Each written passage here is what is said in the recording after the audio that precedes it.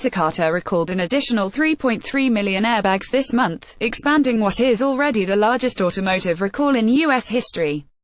The National Highway Traffic Safety Administration says additional airbags are scheduled to be recalled through 2020. NPR's Ailsha Chang speaks with David Friedman of Consumers Union about why this recall is taking so long. Ailsha Chang, host: the biggest auto recall in history is not over yet. In fact, it's not even close to being done. We're talking about the nationwide recall of Takata airbags. It began in 2014 after a handful of airbags exploded and sprayed shrapnel at drivers and passengers. 15 people have been killed in the US by these airbag explosions, and more than 180 have been injured worldwide. David Friedman was acting administrator of the National Highway Traffic Safety Administration when the recall began. He's now with Consumers Union. That's the policy arm of Consumer Reports. And he joins me now. Hi, David. David Friedman. Hi. Thank you for having me.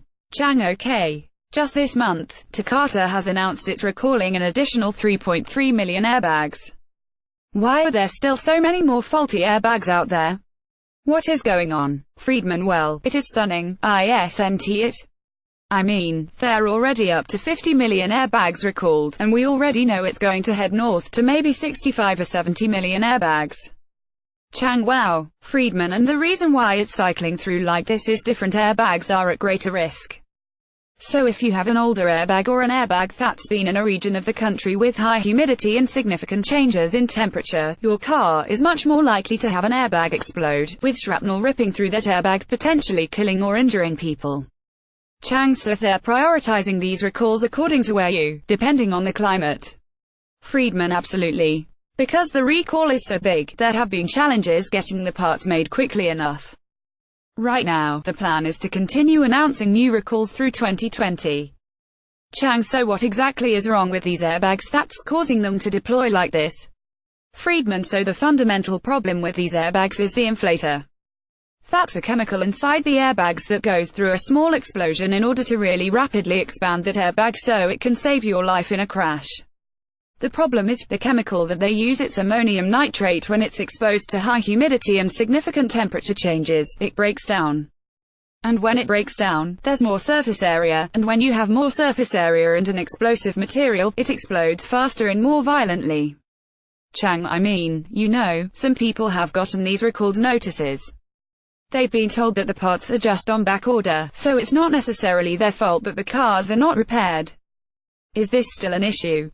Friedman. Well, the National Highway Traffic Safety Administration has said that there aren't any parts problems anymore, but I was looking at their records recently, and you've got General Motors, Ford and Mazda now all saying they're starting to have trouble getting parts, and they want delays in the recalls. That scares me. The other problem is, let's face it, it's not trivial to have to deal with bringing your car in for a recall.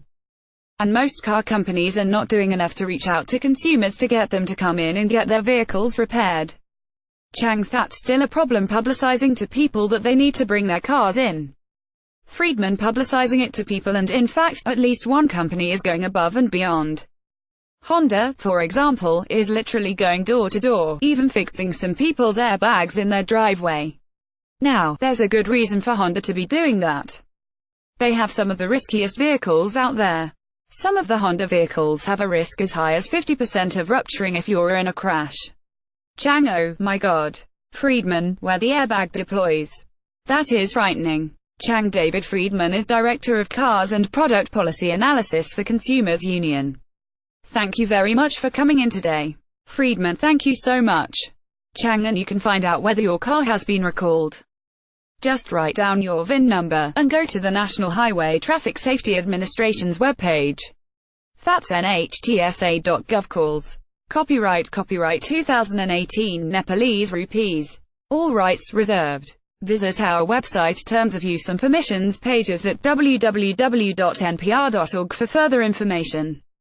NPR transcripts are created on a rush deadline by Verbate Trademark, Inc., an NPR contractor, and produced using a proprietary transcription process developed with NPR. This text may not be in its final form and may be updated or revised in the future. Accuracy and availability may vary. The authoritative record of NPR's programming is the audio record.